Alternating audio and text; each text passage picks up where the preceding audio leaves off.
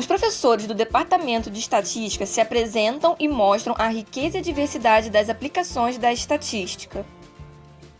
Olá, eu sou Ana Beatriz, professora do Departamento de Estatística e também professora que trabalha no Laboratório de Estatística da UF. Eu sou professora na UF há quase 30 anos. Eu fiz graduação em Ciências Atuariais, mestrado em Estatística e doutorado em Engenharia Biomédica pela COP UFRJ.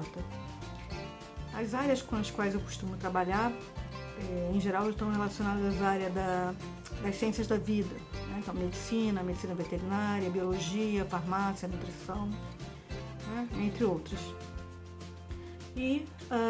Mas, eventualmente, ainda trabalho alguns temas na área de meio ambiente, na área de violência e também na área de educação. Em relação às ferramentas de estatística que eu mais uso, eu posso incluir os métodos não paramétricos, modelos lineares, análise multivariada, análise de séries temporais, especialmente no contexto da inferência bayesiana, e também análise de dados espaciais e modelagem espaço-temporal de eventos. Então, esse é um pouquinho do tipo de trabalho que eu faço na UF, né? Eu espero em breve poder encontrá-los presencialmente, assim que a gente puder retornar para o ensino presencial. Tá bom? Muito prazer e até breve. Olá a todos, eu me chamo Johnny Arraes, sou professor do Departamento de Estatística da UF desde 2009. Ao longo desses últimos anos, venho trabalhando com alunos e desenvolvendo projetos, principalmente a temáticas relacionadas à visualização de dados, à ciência de dados, à modelagem espacial e análise de sobrevivência. Eu poderia citar como exemplo de aplicação, né, por exemplo, dos modelos espaciais, o entendimento da dinâmica espacial da pandemia na qual nós nos encontramos. Por exemplo, existe um risco de um indivíduo ir a óbito.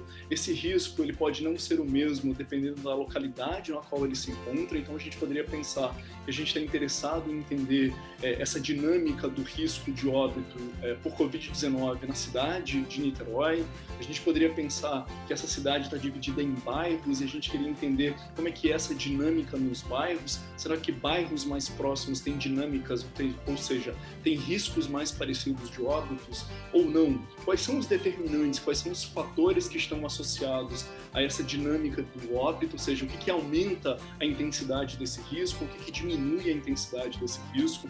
Então a gente precisa de ferramentas apropriadas para quê? Para tentar entender essa dinâmica espacial, né, do risco de óbito por Covid-19 e identificar quais são os determinantes e se eles aumentam ou se eles diminuem o risco, neste caso, por óbito por Covid-19. Esse é um único exemplo, a gente poderia citar diversos outros exemplos de aplicação. Mais do que isso, pessoal, por exemplo, nessa parte da pandemia, a gente sabe que ela começou talvez mais centralizada nos grandes centros, mais concentrada nos grandes centros, depois ela teve um processo de interiorização. Então a gente está falando que a gente está tentando entender a dinâmica espacial de um fenômeno que evolui ao longo do tempo. Então a gente precisa de ferramentas que não só cuidam da parte espacial, mas que cuidam da parte temporal. Nós precisamos de ferramentas espaço-temporais. Então, eu venho trabalhando com diversos alunos em diversos projetos relacionados com essa temática. Bom, esse era um pouquinho sobre o que eu venho fazendo na universidade. Espero que em breve nós possamos nos encontrar dentro de um outro contexto, dentro da nossa universidade. Até a próxima. Olá, meu nome é Jéssica, eu sou professora do Departamento de Estatística e eu não tenho uma formação clássica em estatística, mas ao longo desses anos trabalhando na estatística eu acho que eu fui me encantando e hoje em dia eu me vejo muito pertencente ao departamento. Eu acho que eu estou no lugar certo, fazendo as coisas que eu gosto de fazer. Curto muito das disciplinas teóricas do Departamento de Estatística, como probabilidade e inferência.